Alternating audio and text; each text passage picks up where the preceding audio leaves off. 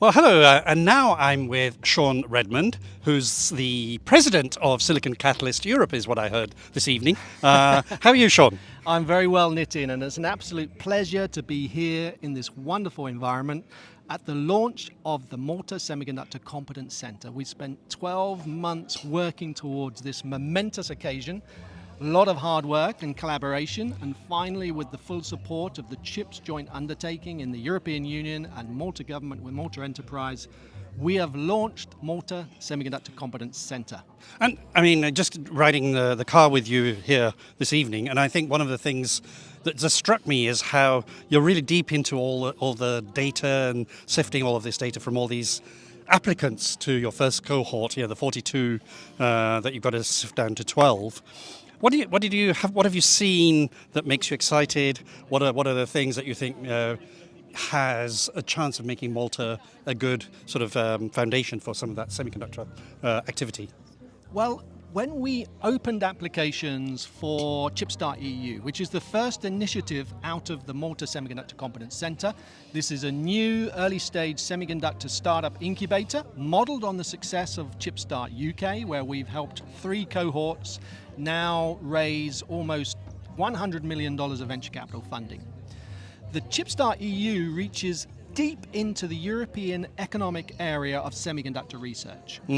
We had a short window, 6 weeks, to open applications, put the word out to apply to this opportunity for the first cohort, where we'll take 12 months the leadership teams through an incubation process where they get access to the Silicon Catalyst ecosystem. That's access to design automation tools, access to advanced semiconductor foundries so they could tape a chip out.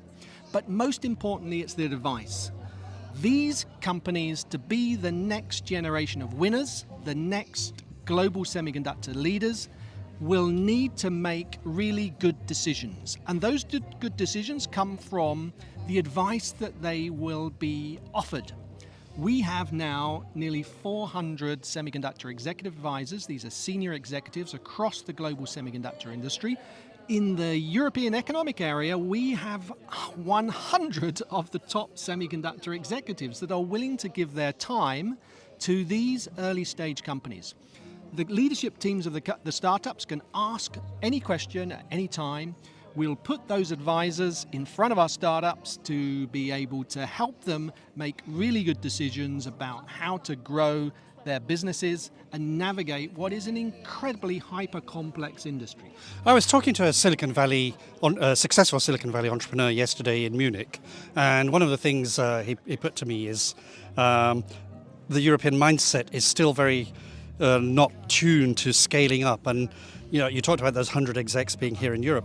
How can these cohorts in Europe and the UK, how do they get access to that US network as well, or the global network that can help them really have a different mindset?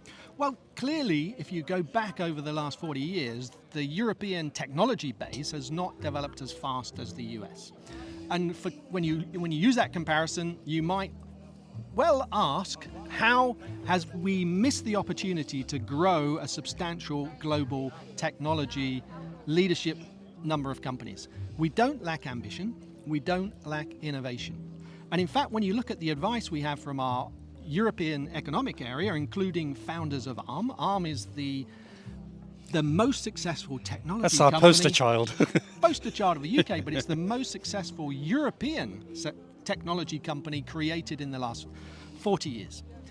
We have co-founders of ARM giving advice to our startups. What better advice can you take? Tudor Brown is a good example. I mean, I interviewed him when he did the UK launch, and he has such a fount of knowledge. He does, and these are very humble individuals that have come from humble beginnings, but have made their impact on the global semiconductor stage, on the world stage really. They've touched the lives of everybody on the planet. That's what we want to facilitate with these startups in ChipStart EU. Bring them to the island of Malta. Let's build a new semiconductor cluster from here that will create global successful semiconductor phenomena.